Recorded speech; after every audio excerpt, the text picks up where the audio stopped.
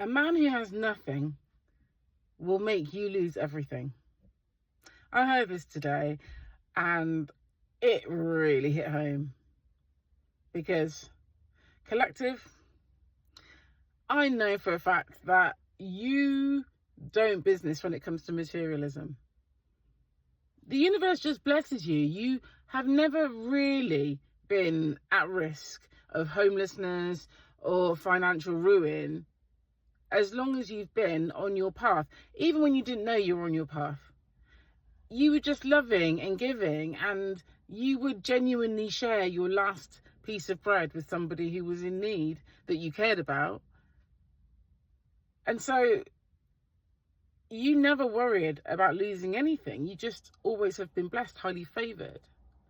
But I also know that you've dealt with some people who had nothing and who, instead of seeing your kindness for what it was, generosity, warm-heartedness, a blessing for them, they set about trying to take every blood clot thing that you offered and that you didn't offer. They decided to see this as a mission, but actually their mission on earth was not to receive the blessing that they probably prayed to God for. This is the wild thing. No, they saw the blessing and then they thought, wow, nobody's that nice. Let me test it. And so they tested it and they tested it and they tested it. And lo and behold, you really were that beautiful a human inside and out. You really were that loving and giving. You really were that generous. You really did want to see that person succeed. And then they thought, let me take full advantage of this. And I can kind of understand it a little bit, because these people, you see, these people are used to dealing with karmic people. They're used to dealing with people like them. So with people like that, you know, they've been taking advantage of each other for years. And I say this because, you know, a lot of these people, it's not like they've got rid of those people out of their lives. No, collective. Those people are still their friends, are still their family, are still their lovers. They just be screwing each other over all the time. So when they met you, they thought, what's new? I can just milk this cow until it collapses. But you were different, because you're not karmic. You had some karmic ways, don't get me wrong, and you probably still do. I know I do. But we are a work in progress, and you can't have the light without the dark. But the difference is these people are dyed in the wool karmic. They are professional karmics. They have absolutely no interest in changing their ways. And everything that we do on this plane is magic. And everything that we do is based on our intention, especially when it comes to justice and judgment.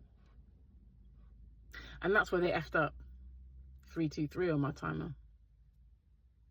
Because we're not karmic. We are divine. We are chosen. We are earth angels. 333 on my timer. And that means that you can only treat us like something on the bottom of your shoe for so long before the ancestors step in, then our deities and demons. And then if you really F around because you want to find out, the Most High intervenes. The Most High doesn't intervene for just anybody. Y'all think when you're praying or manifesting, no, that's not the Most High. The Most High is the Most High. When the Most High gets involved, as has happened for many of us in this ascension, the karma is karmaing. You're going to feel it. In fact, you're going to feel it, and your next generation's going to feel it, and maybe even the next generation. Because you cannot move intentionally evil to a chosen one. 444 on my timer. You can't. Not and get away with it. You can do that all day to karmic people, because you just karmic. You're used to it. It's what you do to each other, right? But you knew we were earth angels. Yes, I'm talking to you, the comments, because I know that you'll be watching everything that we do. You knew that you had something rare and you treated it like everyday garbage. It's peak times for you.